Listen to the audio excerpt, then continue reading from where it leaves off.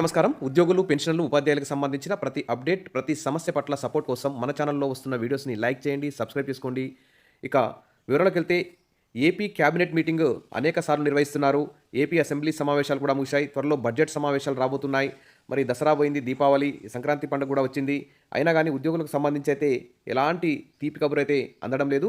ఇక ప్రభుత్వం అయితే లక్షల కోట్లు ఖర్చు పెట్టి అనేక సంక్షేమ పథకాలను అమలు చేస్తూ వస్తుంది. కానీ ఉద్యోగుల సంక్షేమాన్ని మాత్రం గాలికి వదిలేస్తున్నట్లు కనిపిస్తుంది. ఇప్పుడు చూస్తే తెలంగాణ ప్రభుత్వం ఉద్యోగులకు సంక్రాంతి కానుకగా ఒక డీఏ అంటే 3.64% డీఏనైతే మంజూరు చేసింది. మరి ఇక్కడ ఏపీ ఉద్యోగులకు మాత్రం మరి పండుగ ఏది? ఉద్యోగులకు పండుగ ఏది అంటూ ఇక్కడ న్యూస్ అయితే చూస్తున్నాం. ఒక డీఏ విడుదల చేసినట్లుగా చంద్రబాబు సర్కారు హడావుడి, పోలీసులకు ఒక సరెండర్ లీవ్ బకాయి ఇచ్చినట్లుగా ప్రచారం. కానీ ఇప్పటి వరకు ఏ ఉద్యోగి ఖాతాలోనూ ఒక్క పైసా పడలేదు అన్నట్టు సమాచారం. మరి సీఎం చంద్రబాబు వంచనపై ఉద్యోగ వర్గాల్లో తీవ్ర ఆగ్రహం, సంక్రాంతికి తీపి కబురంటూ దానికి ఎగనామం అంటూ ఇక్కడ న్యూస్ అయితే చూస్తున్నాం. 4 డీఏలు పెండింగ్లో ఉన్నాయి. ఒకదాన్ని 3 విడతల్లో ఇస్తామని 3 నెలల క్రితం చంద్రబాబు ప్రకటించారు. అందులో ఒకటి ఇప్పుడు పండుగ కానుకట, అది పడలేదని ఉద్యోగులైతే గగ్గోలు పెడుతున్నారు. ఇక పోలీసులకు బకాయి ఉన్న 2 సరెండర్ లీవుల్లో ఒకటి ఇచ్చామని గొప్పలు, తమ ఖాతాల్లో జమ కాలేదంటున్న పోలీసులు. ఉద్యోగులకు ఎన్నికల్లో ఇచ్చిన హామీలన్నిటికీ బాబు తూట్లు. ఇక మధ్యంతర భృతి, పీఆర్సీ వాగ్దానాలన్నీ బుట్టదాఖలవుతున్నాయి.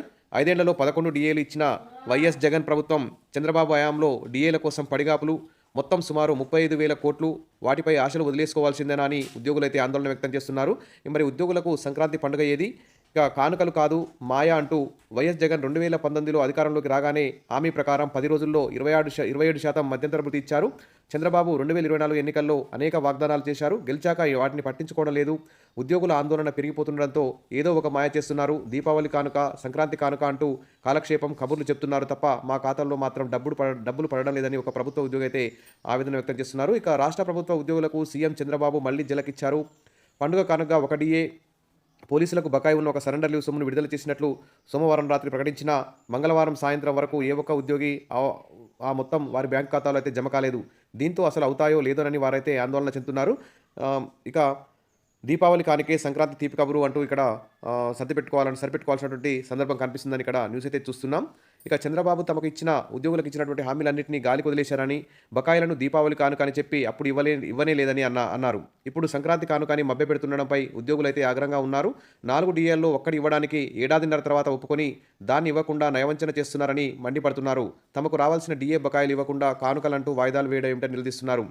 5 ఏళ్లలో 11 డీఏలు ఇచ్చిన వైఎస్ జగన్ 2014-19 మధ్య బాబు పాలనలో 7 డీఏలే ఇచ్చారని చెప్పి ఇక్కడ ఉద్యోగ సంఘాలైతే మండిపడుతున్నాయి. మరి ఇక పీఆర్సీ ఇచ్చే ఆలోచన కూడా లేనట్లు కనిపిస్తోంది. అందుకే పీఆర్సీ కమిషనర్ రాజీనామా చేసిన ఏడాదిన్నరగా మరొకరిని నియమించలేదు. 12వ పీఆర్సీ కమిషన్ ఉనికిలోకి లేదు. కమిషన్ నియమించడానికి చంద్రబాబు సిద్ధంగా లేనందున పీఆర్సీ ఇచ్చే ఉద్దేశమే లేదని స్పష్టమవుతుంది. మరి పీఆర్సీ ఆలస్యమవుతున్నందుకు ఉద్యోగులకు వెంటనే మధ్యంతర భృతి ఇవ్వాలి. కానీ మధ్యంతర భృతి కూడా ఇవ్వడం లేదు. మరి ఉద్యోగులకు పెండింగ్ బకాయిలు 35,000 కోట్లు ఉన్నా ఇప్పటివరకు ఎంత విడుదల చేశారో చంద్రబాబు చెప్పడం లేదు. ఇక ఈ విధంగా పీఆర్సీ కమిషన్ ఏర్పాటు చేద్దామనే ఆలోచన లేదు, మధ్యంతర భృతి ఇద్దామనే ఆలోచన లేదు. కాబట్టి ఉద్యోగులైతే చాలా లక్షల్లో నష్టపోతున్నారు. మరి కాంట్రాక్టు ఉద్యోగులను రెగ్యులరైజ్ చేస్తూ వైఎస్ జగన్ ప్రభుత్వం చట్టం చేయగా చంద్రబాబు దాన్ని తుంగలో తొక్కింది. ఒక ఉద్యోగిని కూడా క్రమబద్ధీకరించలేదు. కాగా అవుట్సోర్సింగ్ ఉద్యోగాలపై పాత విధానాన్ని తెచ్చేందుకు ప్రయత్నిస్తూ ఆప్కాస్ను ఎత్తివేయడానికి సిద్ధమవుతుండడంతో ఉద్యోగులు లబోదిబోమంటున్నారు. ఇక గ్రామ, వార్డు, సచివాలయ ఉద్యోగులను దారుణంగా వేధిస్తున్నారు. వారికి పండుగ నాడు తీపి కబురు అని చెప్తున్న మాటలు ప్రచారమేనని స్పష్టమవుతుందని ఇక్కడ చూస్తున్నాం. సరే ఏది ఏమైనా ఉద్యోగుల, పెన్షనర్ల, ఉపాధ్యాయులకు సంబంధించిన పీఆర్సీ కమిషన్ మాత్రం వెంటనే నియమించాలి. తర్వాత వారికి ఆ పీఆర్సీ రిపోర్ట్ వచ్చే వరకు మధ్యంతర భృతి 30% వెంటనే విడుదల చేయాలి. తర్వాత బడ్జెట్లోపు ఉద్యోగుల ఆర్థికేతర సమస్యలన్నింటినీ కూడా పరిష్కరిస్తారని చెప్పేసి రాబోయే క్యాబినెట్ మీటింగ్లో ఉద్యోగులకు సీఎం చంద్రబాబు నాయుడు గారు గుడ్ న్యూస్ చెప్తారని చెప్పేసి అందరూ కూడా భావిస్తున్నారు. ఒక విష్ ఆల్ ద బెస్ట్. మరిన్ని అప్డేట్స్ కోసం మన ఛానల్ని సబ్స్క్రైబ్ చేసుకోండి, వీడియోస్ అయితే లైక్ చేస్తూ ఉండండి. Thank you.